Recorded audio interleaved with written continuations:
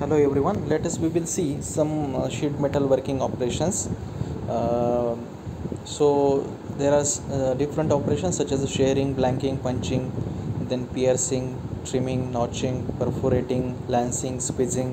These are the various operations in which we are using a sheet metal to form the material. Okay, that's why it is called as a sheet metal operations, or we are doing a various operation on the sheet metal. That's why it is called the sheet metal operations. Okay, so first one is a shearing. Okay, so what is meant by shearing? In this case, a material is removed from our unwanted material, or the term shearing by itself refers to a specific cutting process that produces straight line cut to separate a piece of sheet metal.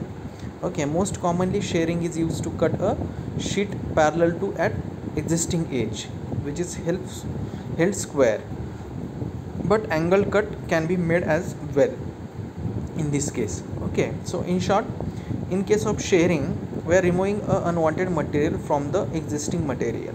Okay, so a workpiece is kept on the die, a punch is moving from upward side, and he is applying a compressive force. Due to the compression, a shearing occur between the two parts, punch and the work material, and the workpiece from the material get removed. This is the basic principle in case of shearing. Okay, next is blanking.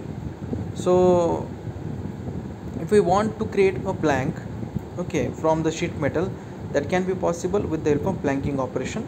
So in this case, a workpiece is held on the die, a punch is coming from the upward side. In this case, a F force is applied with the help of punch, and the material from the workpiece get removed, and whatever the material which is falling down, it is called as a blank circular shape. It is called as a blanking operation. Okay, so this is about shearing and blanking operation.